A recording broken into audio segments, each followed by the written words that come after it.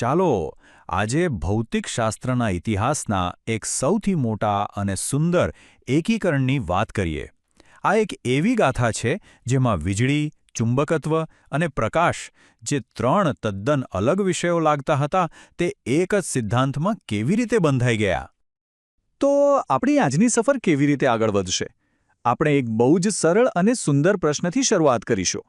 પછી એ પ્રશ્ન આપણને એક મોટા વિરોધાભાસ સુધી લઈ જશે. અને પછી આપણે જોઈશું કે કેવી રીતે એ વિરોધાભાસને ઉકેલવાના પ્રયાસમાં બ્રહ્માંડનું એક નવું જ રહસ્ય ખુલી ગયું. તો આપણી વાર્તાની શરૂઆત થાય છે 19મી સદીની એક બહુ જ રસપ્રદ સમમિતિથી. જો ભૌતિકશાસ્ત્રમાં સમમિતિનો અર્થ માત્ર સુંદરતા નથી. એનો અર્થ છે કે પ્રકૃતિના નિયમોમાં કોઈક ઊંડું સત્ય છુપાયેલું છે. એ સમય સુધીમાં આપણે મહાન વૈજ્ઞાનિક માઇકલ ફેરેડેના કામ પરથી એ જાણતા જ હતા કે જો સમય સાથે ચુંબકીય ક્ષેત્રમાં ફેરફાર થાય તો તે વિદ્યુત ક્ષેત્ર ઉત્પન્ન કરે છે. આ એક સ્થાપિત હકીકત હતી અને આપણા ઇલેક્ટ્રિક જનરેટર આ જ સિદ્ધાંત પર કામ કરે છે. આના પરથી વૈજ્ઞાનિકોના મનમાં એક બહુ જ સ્વાભાવિક પ્રશ્ન ઊભો થયો. જો પ્રકૃતિ સંતુલન અને સમમિતિને પસંદ કરે છે, તો શું આનાથી ઉલટું પણ સાચું હોઈ શકે? શું બદલાતું વિદ્યુત ક્ષેત્ર પણ ચુંબકીય ક્ષેત્ર બનાવી શકે છે? આ એક નાનકડો લાગતો પ્રશ્ન આપણી આખી સફરનો કેન્દ્રબિંદુ બનવાનો હતો. અને બસ આ જ સવાલનો જવાબ શોધવાના પ્રયત્નમાં ભૌતિકશાસ્ત્રના એક મૂળભૂત અને સ્થાપિત નિયમમાં જ એક બહુ મોટી સમસ્યા દેખાઈ. એવું લાગ્યું જાણે પાયામાં જ કોઈ તિરાડ હોય. જે નિયમ પર શંકા ઊભી થઈ તે હતો એમ્પિયરનો સર્કિટલ નિયમ. આ નિયમ એકદમ સીધો અને સરળ છે કે જ્યારે પણ કોઈ વાહક તારમાંથી વિદ્યુત પ્રવાહ પસાર થાય ત્યારે તેની આસપાસ એક ચુંબકીય ક્ષેત્ર બને છે. હવે અહીં એન્ટ્રી થાય છે જેમ્સ ક્લાર્ક મેક્સવેલની. એમણે મનમાં જ એક સરળ પરિદૃશ્ય વિચાર્યું. માની લો કે એક કેપેસિટર છે અને તેને બેટરી જોડીને ચાર્જ કરવામાં આવી રહ્યું છે. એમણે વિચાર્યું કે ચાલો કેપેસિટરની નજીક ચુંબકીય ક્ષેત્ર શોધવા માટે એમ્પિયરનો નિયમ વાપરીએ.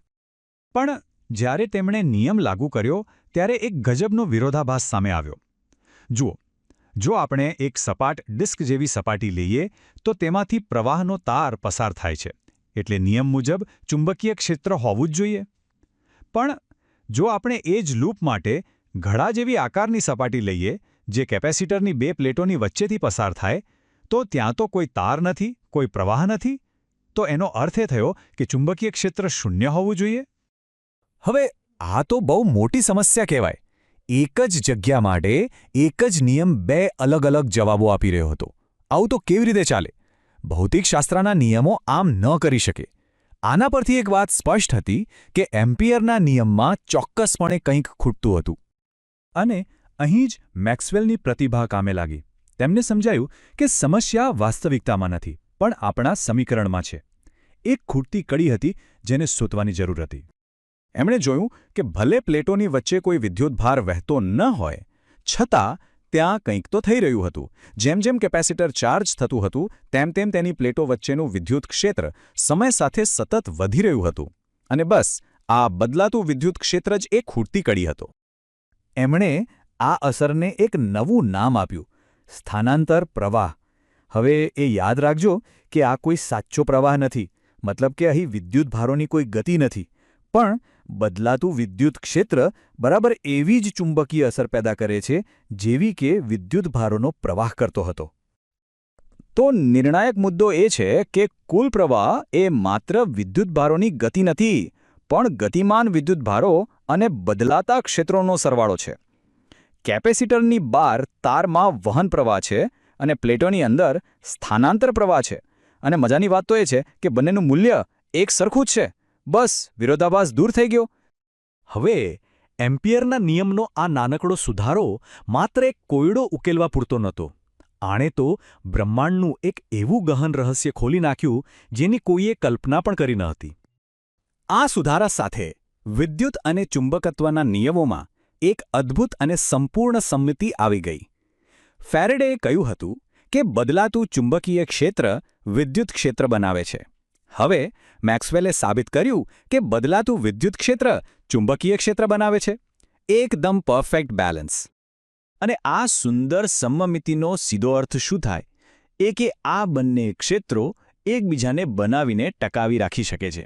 એક બદલાતું વિદ્યુત ક્ષેત્ર ચુંબકીય ક્ષેત્ર બનાવે અને એ બદલાતું ચુંબકીય ક્ષેત્ર પાછું વિદ્યુત ક્ષેત્ર બનાવે અને આ સાંકળ તૂટ્યા વગર અવકાશમાં આગળને આગળ વધતી રહે, એક તરંગના રૂપમાં.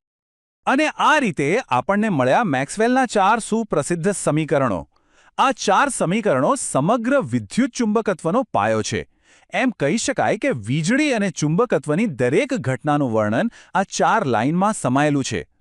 પણ ખરી મજા તો હવે આવી, જ્યારે મેક્સવેલે પોતાના સમીકરણોનો ઉપયોગ કરીને ગણતરી કરી કે આ તરંગોની ગતિ કેટલી હશે, તો જવાબ આવ્યો 3 × 10⁸ મીટર પ્રતિ સેકન્ડ. આ આંકડો તેમને જોયો જાણ્યો લાગ્યો, કારણ કે આ તો પ્રકાશની જાણીતી ગતિ હતી. અને એ ક્ષણે ઇતિહાસ રચાયો.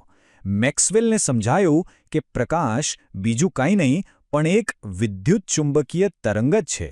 તેમણે માત્ર કાગળ અને પેન વડે વિદ્યુત, ચુંબકત્વ અને પ્રકાશશાસ્ત્રને એક જ સિદ્ધાંતમાં એકીકૃત કરી દીધા હતા.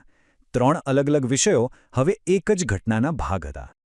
મેક્સવેલનો સિદ્ધાંત ક્રાંતિકારી હતો, એમાં કોઈ શંકા નથી. પણ વિજ્ઞાનમાં માત્ર સિદ્ધાંતથી કામ નથી ચાલતું, તેને પ્રાયોગિક પુરાવાની જરૂર હોય છે. હવે કોઈકે આ અદૃશ્ય તરંગોને પ્રયોગશાળામાં બનાવીને બતાવવાના હતા. તો આ તરંગો કેવા હોય છે? ચાલો એના કેટલાક ખાસ ગુણધર્મો જોઈએ. આ લંબગત તરંગો છે, એટલે કે તેના વિદ્યુત અને ચુંબકીય ક્ષેત્રોના કંપનો ગતિની દિશાને લંબ હોય છે. તેમને આગળ વધવા કોઈ માધ્યમની જરૂર નથી, એટલે કે તે શૂન્યાવકાશમાં પણ મુસાફરી કરી શકે છે.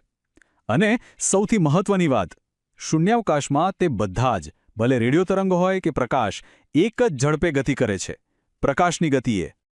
અને આખરે 1887માં હેનરિક હર્ટ્ઝે પ્રયોગશાળામાં રેડિયો તરંગો ઉત્પન્ન કરીને અને શોધીને મેક્સવેલની આગાહીને પ્રાયોગિક રીતે સાબિત કરી. ત્યારબાદ જગદીશચંદ્ર બોઝ અને માર્કોની જેવા અગ્રણીઓએ આ તરંગોનો ઉપયોગ સંદેશાવ્યવહાર માટે કર્યો, જેણે રેડિયો, ટીવી અને આજના વાયરલેસ વિશ્વનો પાયો નાખ્યો. फ्रेंड्स, इस वीडियो को पूरा देखने के लिए आज ही फ्लेक्सी टीचर ऐप सब्सक्राइब करें, जहां आपको मिलेंगे animated videos, digital books, text book solutions, notes, DPP और क्विज. और हाँ, flexi teacher app mobile, TV और कंप्यूटर पर अवेलेबल है.